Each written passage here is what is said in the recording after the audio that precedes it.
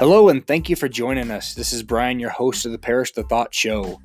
The opinions of said host and our guests have not been sanitized or scientifically tested, so please consume at your own risk. Ladies and gentlemen, and whoever else is listening, welcome back to the program. With me today is my guest, Heather Thomson, a lifelong liberal Democrat, all-around great human, and also my cousin. She is on the show today to talk about her reaction to the Supreme Court ruling on Roe versus Wade and why she thinks it's a horrible idea and relegates women to second-class citizens. And thank you, Heather, for coming on. I've been wanting you on for so long. It's Ever since I started doing this, because I've used you as a reference so many times with other people I'm talking about as I've tried to become less polarized, I guess, in my views. Yep. And just for those listening, I grew up conservative, have been relatively conservative viewpoints my whole life. Heather, tell everyone what your background was in terms of like politics. Oh, and what you were exposed to. I'm just definitely a lefty, but I'm kind of less interested in those labels. I don't think. Thank you. The labels are horrible. I don't think they're helping us, and we're being divided in a way that's not serving any of us. So I grew up in Berkeley. I've always been kind of progressive left. And so it's funny when you invited me on, I was like, I was really reluctant because I just felt like, well, all you're going to get is a whole bunch of F-bombs because we're going to be talking about the Roe v. Wade ruling, etc. But I actually think I really want to thank you for the invitation and tell you it is an honor to be on your podcast. And you're my cousin. I've known you forever. Love you dearly. And I think our path forward is being reminded of that and finding common ground. Which is so easy to not do, especially since the advent of social media, because we can hide behind our keyboards and just blast people. And well, it's funny, I was thinking about that. And the other thing that I think is such a big contributor is that we're getting our news from different sources. Like it used to be, there was just like, TV. The big three. Yeah, right.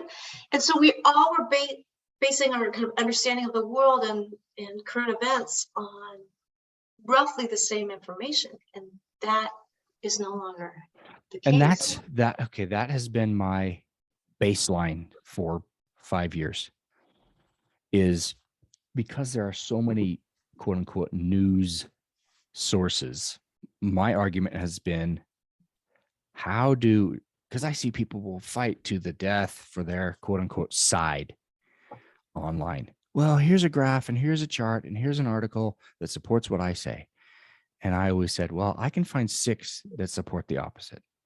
So who are we all being lied to? Are we all being misled by our sources, that we go to, our trusted sources?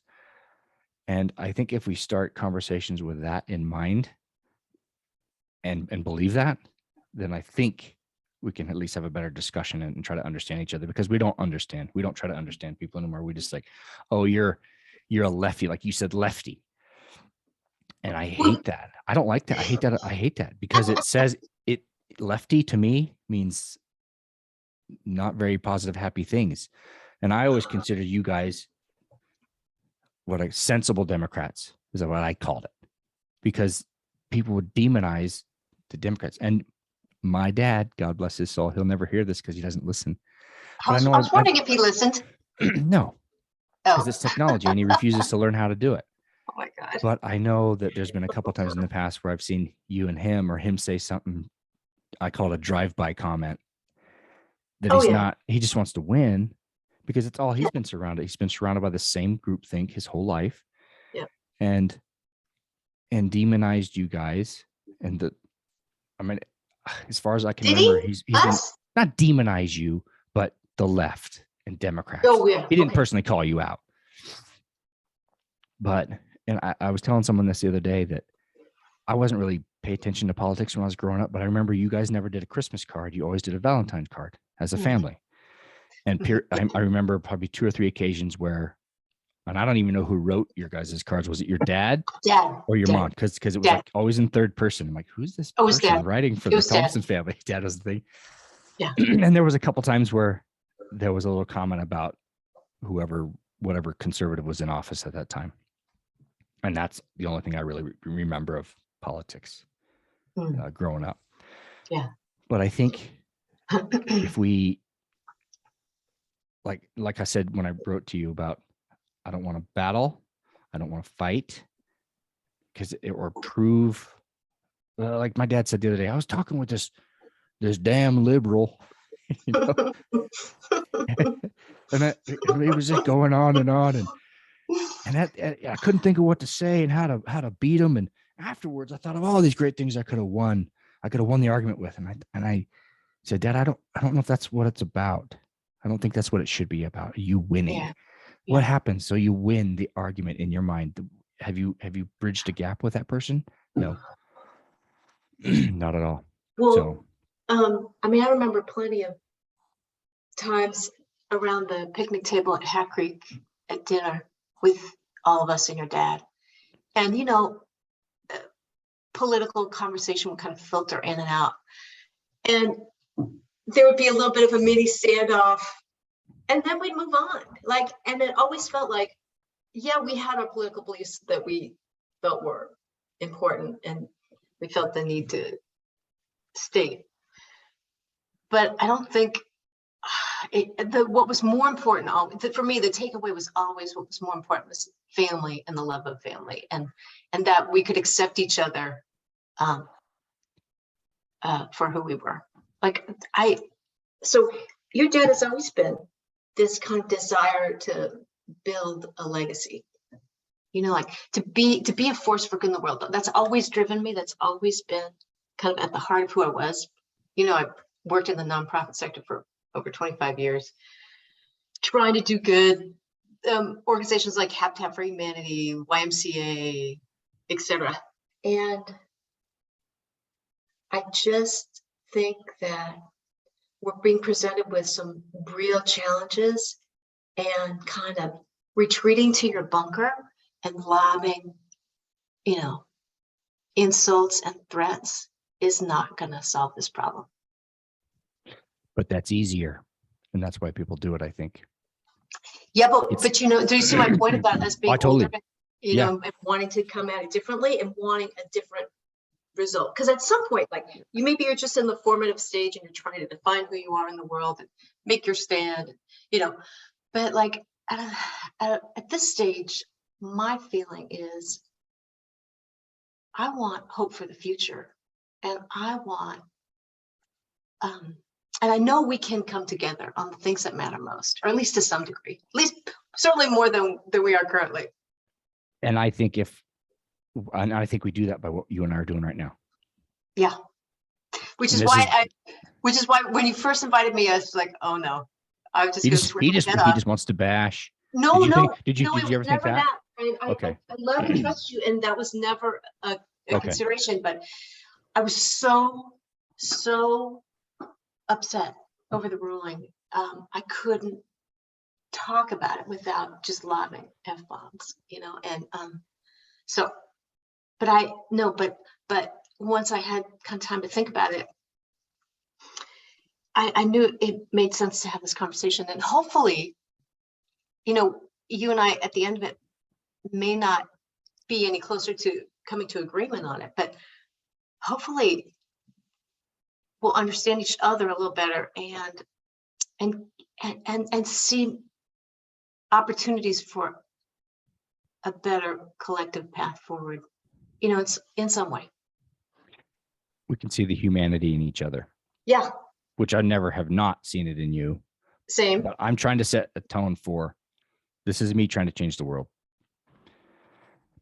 and teaching people or reminding people, hey, we can move forward and try to truly love each other. Yep. Which is where I get another baseline for me. I don't and I have and I don't know if you've listened to my shows, and I have, my especially recently. Well, God, I'm glad you did some homework. I don't even listen to him anymore. But he's a guy I've never met in person, but I've known him since Facebook came out. And I've had him on 3 times, and I call him my leftist counselor, my liberal counselor, because he's not a bomb thrower. He's very articulate and wise. And I know if I post something that he's going to chime in and tell me find the flaw in it or whatever. And it used to piss me off because it was insulting my pride. But now I look at it as, hey, there's an opportunity to learn, and maybe his idea. And I try to look at issues and ideas, not the people behind them. And that's easier to discuss then, because it's easy to get so personally involved in, oh, you questioning my conservative values? Well, screw you. Which is, and same on the other side. Well, I don't know where I was going with that thought, but that's okay. This is the beauty of these things. It's a conversation, and then it can ramble. But yeah, I mean, I know, actually, I think you're on point. And then part of it is parking your ego, because ego only serves you so much. And I think connecting, head and heart a little bit more, especially when we're talking about really big, important issues. Yeah, absolutely. Yeah. Well, let's just talk about this. The Roe v. Wade ruling that came down a few weeks ago. Yeah. Honestly, that was something I never thought would ever change my whole life. And me either. Never thought much about it. And so when that came out, I was like, is that a thing? I didn't even, because I've kind of stopped watching, I've stopped watching politics and media because I was a ridiculous conservative talk show junkie for literally close to 20 years. Wow. And because it was comfortable and it was easy, as what I knew. And so I followed all of it, like the Sean Hannitys and the Glenn Rush, everybody. I followed all of that. And it just became a habit. And I felt like, well, I've got to be the watchman on the tower for my family and protect my family from the ills and the evils that are coming. And it was such a doom and gloom environment that one day I realized I'm just mad all the time. This isn't serving anybody. I was angry and frustrated at the other side. That's when I was sidesing. And it just got old, and I just stopped. And my life has been so much better since then, because I'm just working on building my world, my life, and not consuming other people's garbage. So I'm just producing my own garbage. It's great. No, but there's some real wisdom in that. I mean, I'm trying to kind of do something similar. Like, I've definitely pulled way back on politics and the news. I listen to the headlines and I read periodically, but I feel like it's more important. I do feel a sense of obligation to know at least generally what's going on, but only to a certain point, and then I really just want to be a force for good in my own life, and in my own community, because that's all you can do. Yeah. That's all we can do. And we think, oh, I want to change the world. I have to do it in this big grand scale, but you don't. Just, be kinder to your neighbor, literally. Amen. As a start. But so tell me, when this ruling came out, tell me your reaction. I was horrified, and I couldn't believe it. I couldn't believe it. I really couldn't believe it, because my opinion is this is a fundamental right of women to control their fertility and control when and if they're going to have kids. And it really, taking that right away, moves women into the role of second-class citizens.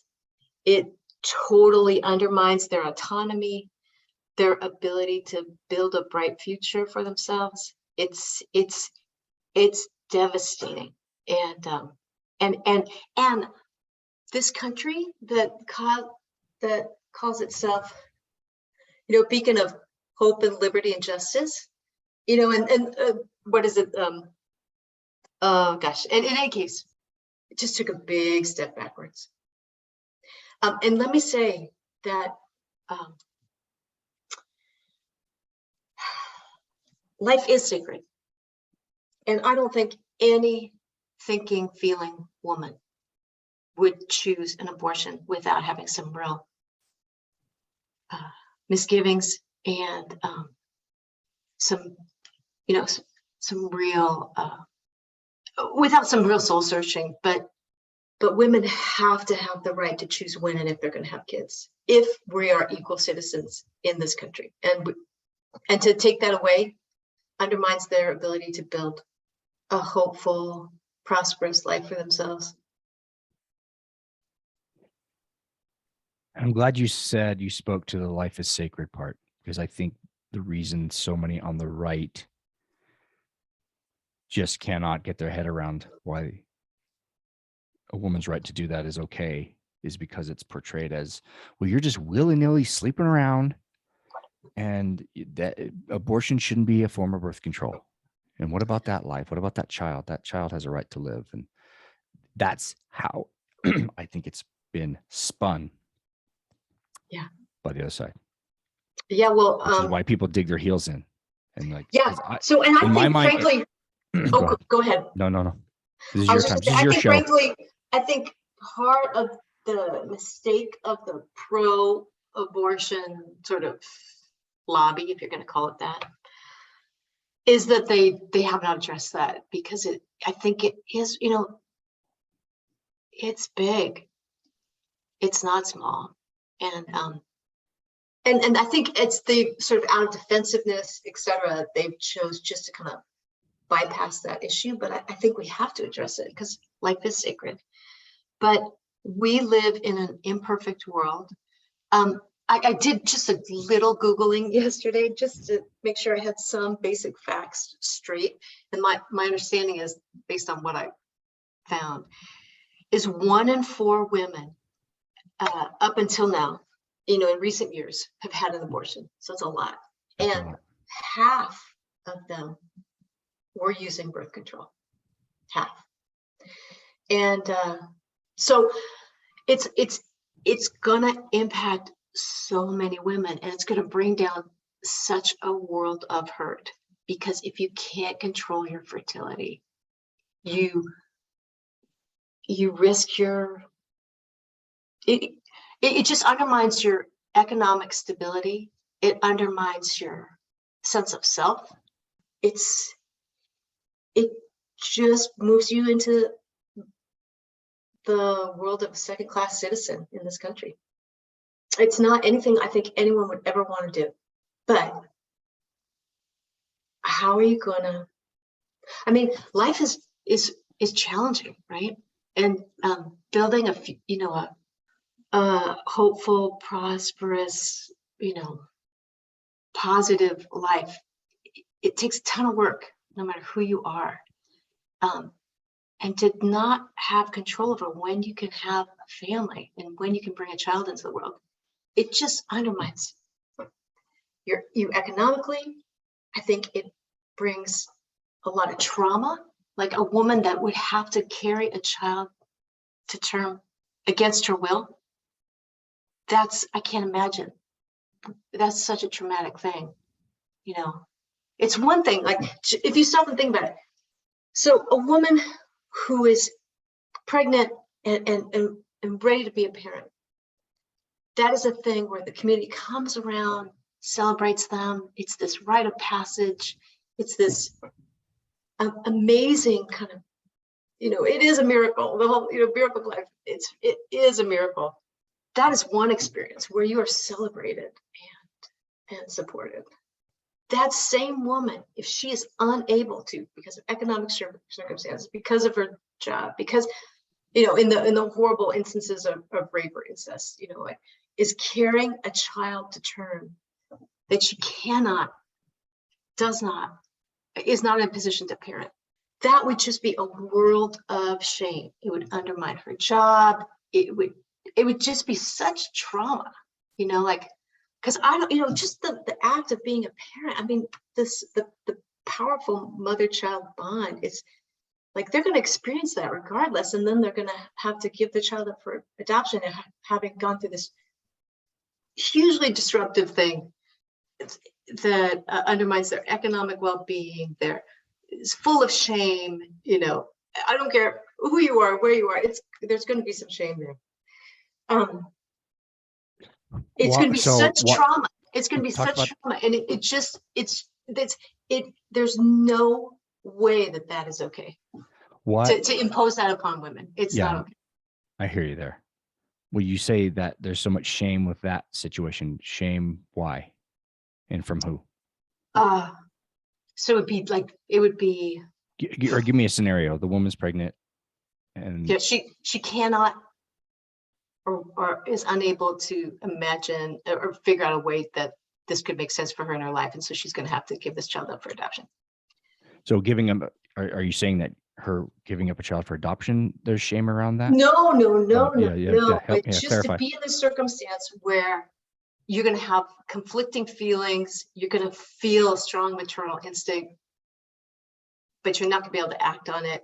You're going to have all these kind of experiences with your community where they don't even know, how to support you or what to do. You may lose your job, because there's a period of time where you're out of work. And even so, you've just gone through this profoundly, I think, emotional, in a way, experience against, before you were ready, not on your terms. And you're going to have some connection to that child regardless. And you're just going to be in a situation where it doesn't make sense for you.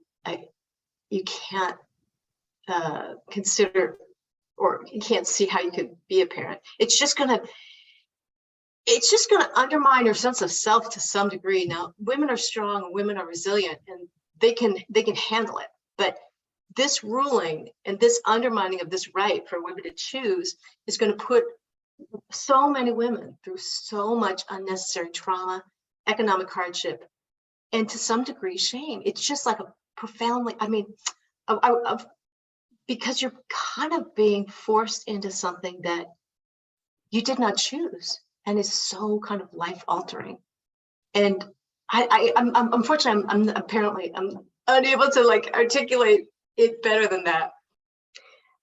This ruling, in my mind, values the child over the woman, and it's not okay. Is there room for the argument that the child does have value and that life does have value? Oh, totally. The child does have value and the life does have value. Totally. Okay. There's you get zero argument from me on that. Yeah. And that's where I think there's so much resistance, because it, again, like you said, the pro-abortion or the camp, again, I don't see it mentioned much, but that maybe whatever news source I was looking at is spinning it. So that's why I think it's such a complicated issue. It's so not simple. It isn't. No, it's not simple at actually all. It's hugely challenging, but in the end, to take away a woman's right to choose so profoundly undermines her autonomy. It relegates her to the position of second-class citizen, and it is not acceptable. So what do we do? Roe v. Wade should not have been overturned. So here's what this is ready. This is some of the fallout. We help. I feel helpless. You maybe feel helpless. I don't know. Because of these big government monoliths that run things. Can I just say a few things about that? Please. That's why you're here. Please take everything I say with a grain of salt, because I'm only partially educated on these topics. But guess what, Heather? So is everyone else. Yeah, right. Is only partially educated on these topics. So I'm not a lawyer, but here's what I have to say about it. So the Supreme Court, this ruling has so much fallout. The Supreme Court has gone from this kind of steady, reliable thing that kind of moderated politics. It was like the rock, you'd have political swings from the left to the right, to the left to the right. And the Supreme Court would be the one that's like, okay, let's look at law, let's determine the outcomes of these kind of pivotal cases to keep this ship kind of on the right course heading forward. Brett Kavanaugh said something in the hearings, when he was under consideration. They said he would not overturn, something like he would not overturn legal precedent. Like, basically, I think the idea of law is you build upon the foundation that's been laid, right? So basically, my understanding was he's not going to overturn the legal precedent that's been established. In this ruling, they absolutely did. And the fallout is huge. The fallout is not only are they undermining women's kind of rights, humanity. Humanity. Thank you. In a profound and fundamental way, they are undermining the legitimacy of the court. It's moving from this kind of steady rock of reliability to this political machine. It also undermines, this ruling undermines to some extent the right to privacy, this thing that we all cherish. So it is going to have fallout that's going to impact everybody. And I have been hearing some of that. And so where was I going with this? It was somewhere good. So I guess I was getting to the point that the fallout is deep and wide, and the Supreme Court is kind of sowing its own seeds of destruction. I mean, like, it's just not going to be regarded with the same level of respect or consideration. It still, of course, has the same power, but I mean, it's gone rogue. Basically, it feels like the Supreme Court has gone rogue. Now, could someone on the other side say, well, yeah, it's only gone rogue. You think it's gone rogue because it went against something you don't agree with. What about all the other years when it was maybe more liberal leaning? Could someone have said, oh, someone from the conservative camp, because they have said, well, the Supreme Court's gone rogue then? Is that a fair statement? Well, and I don't know. I don't know the answer to that. That's an excellent question. And I have no idea the answer to that, but my understanding is sort of historically speaking, no, they've not kind of gone out on a limb and kind of reversed legal precedent. Like, they did that in a way that is unprecedented with this ruling. I wonder if there were similar tensions and feelings and concerns in 73-4 when Roe v. Wade became a precedent. Yeah, I wonder if there was a similar discussions like this going on, or the protests and all the things. I wonder if that, and I haven't done enough history research to know if people felt similar. Well, they probably did, because it was such a profound ruling. But if my understanding is correct, and that they've been kind of built upon legal precedent, there must have been a pretty solid foundation for this ruling back in the day. But I don't know.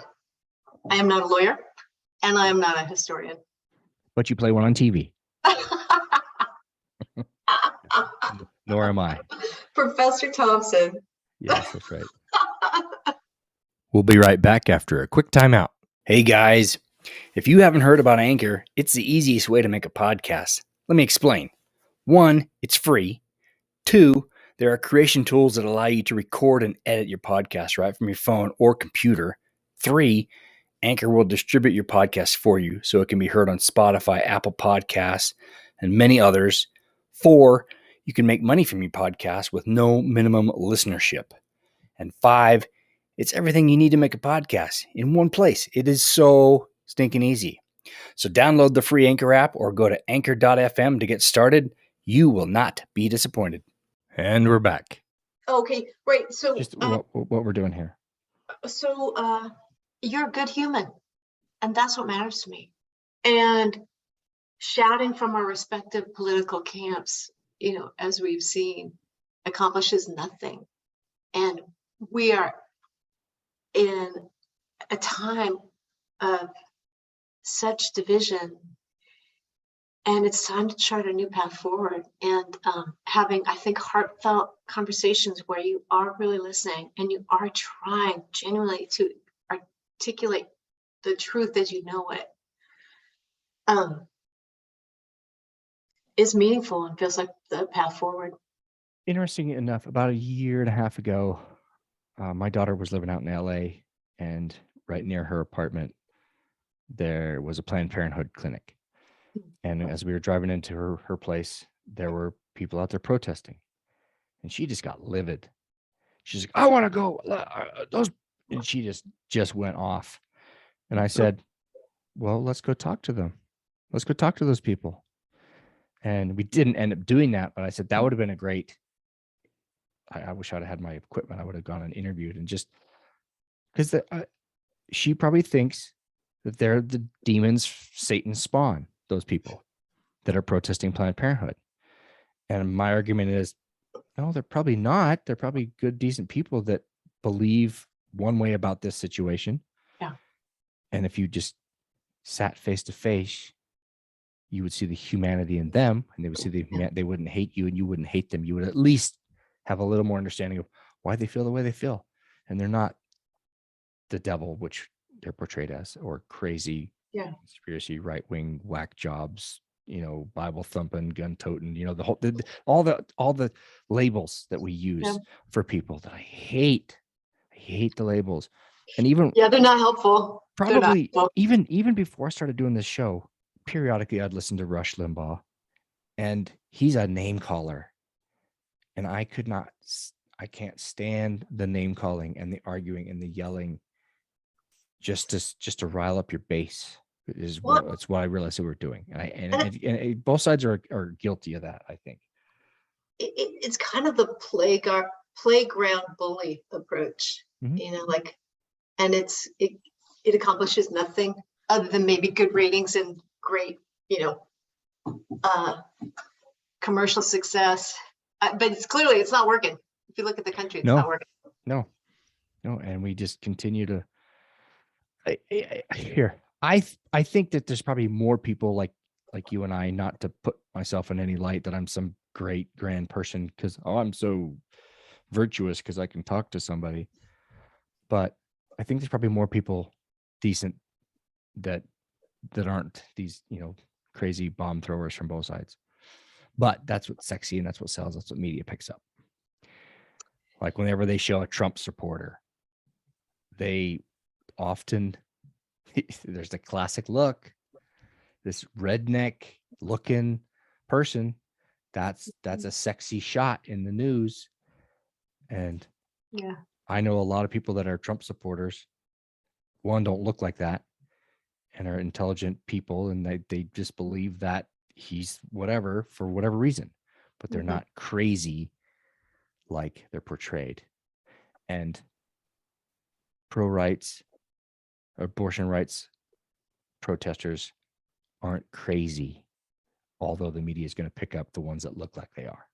Well, Heather, I don't want to feel like we're done, but thank you for sharing why you hold the views you do on the abortion issue. I appreciate learning more about, and you've been very, not that I didn't think you would be, but you thought about some things that I didn't think would be coming. Just the humanity side of it and the sacred part, because I didn't know, because again, sometimes that is not portrayed. Once again, the whole story is not revealed via media. But thank you so much, Brian, for this opportunity. Honestly, it was scary for me because I'm like, oh, what do I have to share other than my outrage? But I feel like the path forward are conversations like these, and realizing that we have more in common than we don't. And you mentioned outrage, and based on what you've told me, your outrage is completely justified. Now, I know we are also in a culture that gets outraged at everything. So the word is losing its meaning to some extent. Yeah. You know, because if someone, you know, goes on a college campus and presents a different idea, kids are outraged. So it's an idea. You don't have to follow it. You don't have to destroy it. Just hear it. But we get outraged about everything. It seems like it's like a trendy thing. Yeah. Who can I, you know, the which offended group can I be in today? Yeah. Yeah, you're right. You know what? It's funny. Yeah. It's yeah, why is there such emphasis on that? I don't know. Like I was talking with my new friend, Officer Pitts, is we're intellectually lazy because it takes time. It's taken time for me to have you on here, schedule you, learn. I'm reading books that I never would have thought. I read White Fragility.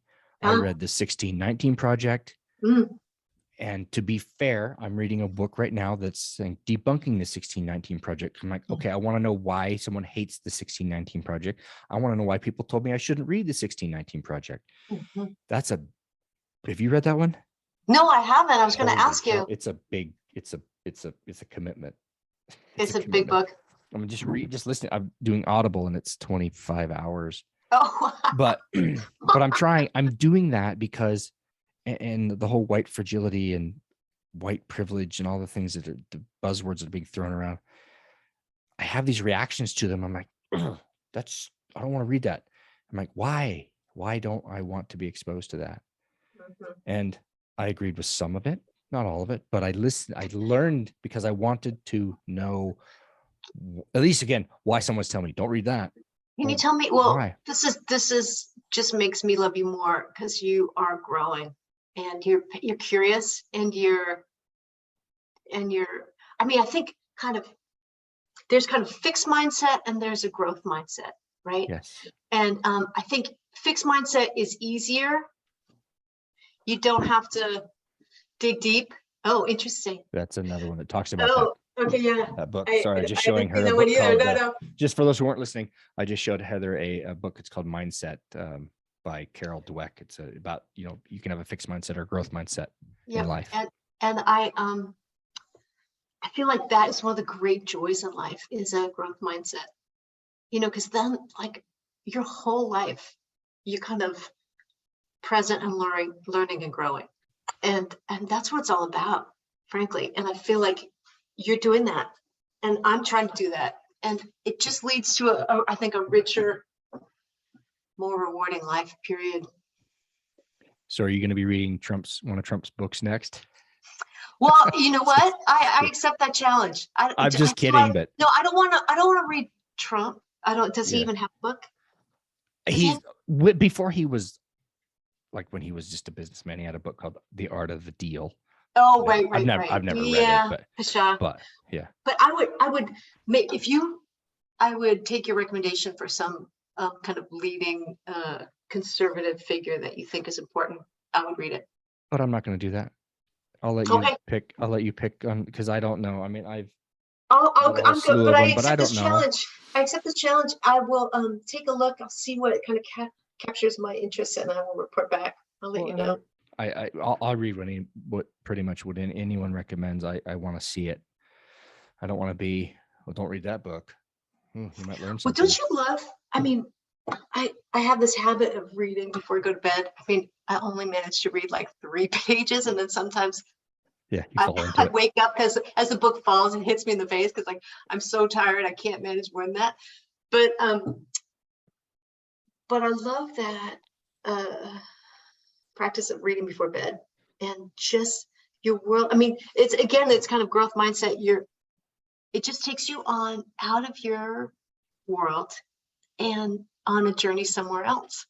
And it's always interesting. And if it isn't, eventually I'm going to close that book and put it away and move on to another. But you know what I mean? Well, and especially with things that are sacred to you, maybe if someone's a religion or again in a political party, or if something is perceived as this could threaten my view, it's scary.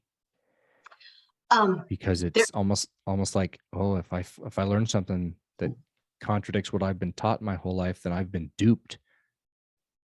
Do you genuinely feel like it's do you have those fears? when you read? Not anymore, but I did. And that's why I Yeah. resisted things that were, quote unquote on the left. The White Fragility book. I did not want to read that, but I wanted to read that. It stretched my brain a little, which is good. I like that, Brian. I'm going to do more of that. Because here's what I'm reading. Well, 2 books. Oh gosh, am I going to remember? Oh, Braiding Sweetgrass. This came out 3 years ago or so now, maybe 4. There's this amazing woman, Robin Wall Kimmerer, and it's done so well with so much insight. And it's this kind of journey into the natural world through a different pair of eyes. And she references, her experience as a scientist and then her experience, as a Native American, and it's incredible. It's an amazing book. And then I just got this book, which is going to kill me. Actually, hold 1 second. I'm going to go grab it.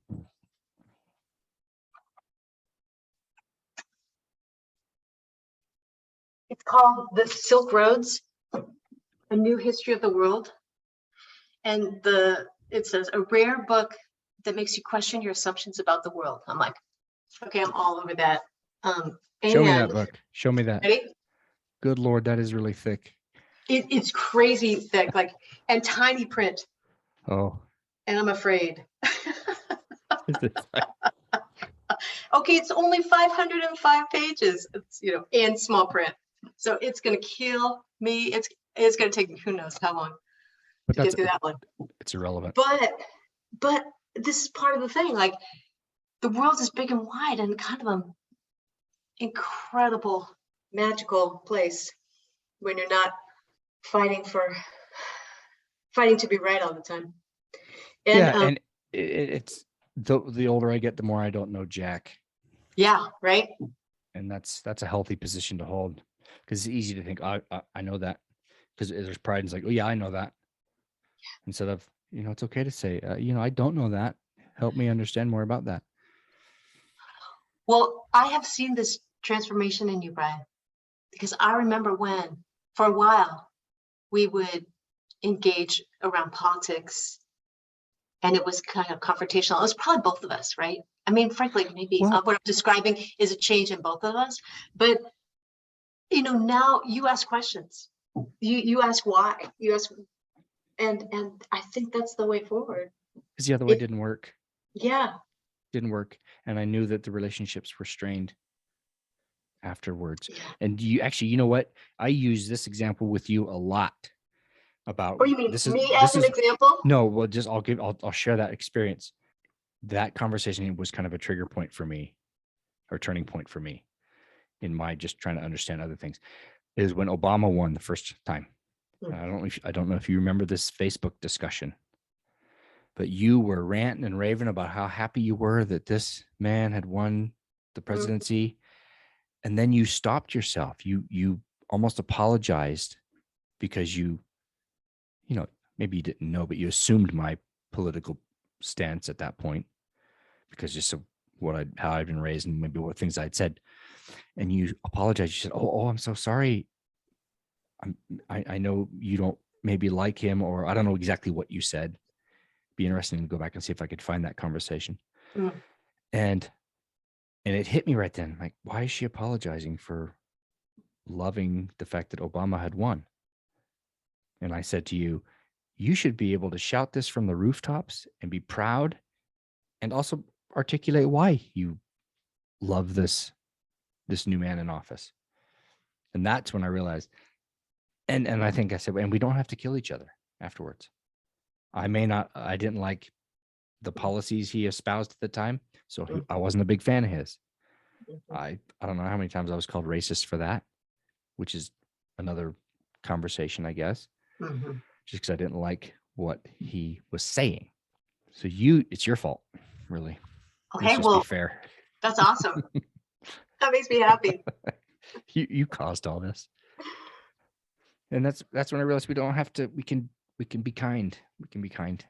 It's way more enjoyable. And you learn more. So it's a win-win. And the premise is if both people are willing. If one person, because no one wants to be sold, no one wants to be, I consider myself a Christian, and the second commandment is love your neighbor, so far as I understand it. And to me, that's my baseline for life, really, is trying to be that. And it's easy to love people that look like you, talk like you, act like you, think like you.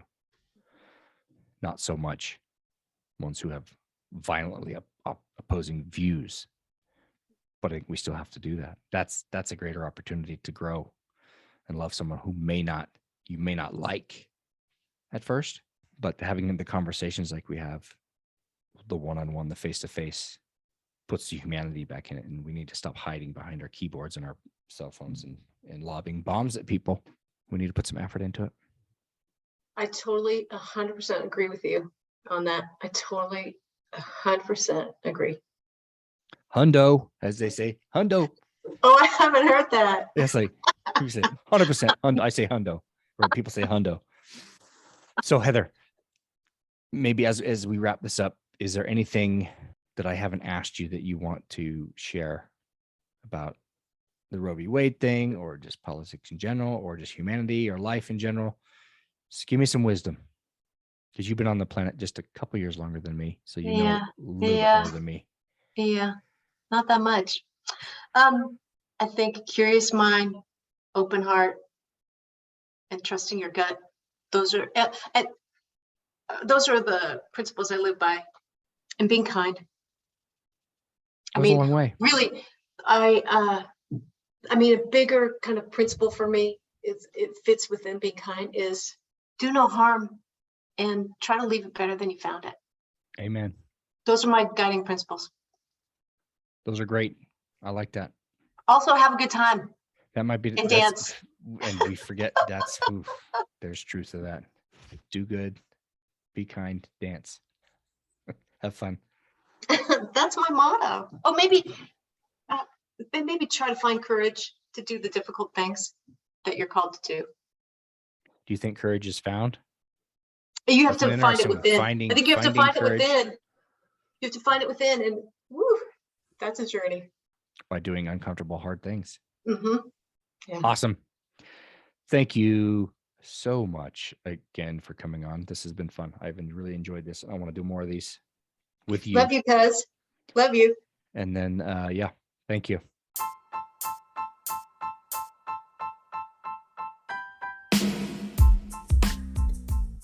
Thank you again for listening to the Parish the Thought Show. We would love your comments and feedback on our website at briankeithparish.com/feedback.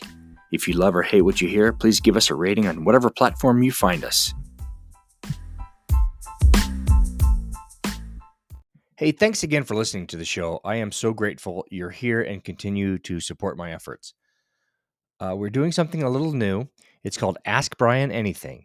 If you have questions, comments, concerns about any previous episode, or just want to know my perspective on anything, please send those to parishpodcast@gmail.com. That's PARRISH podcast@gmail.com, and I'll feature them on an upcoming episode. You're still here? Click on the next episode for more from the Parish the Thought Show.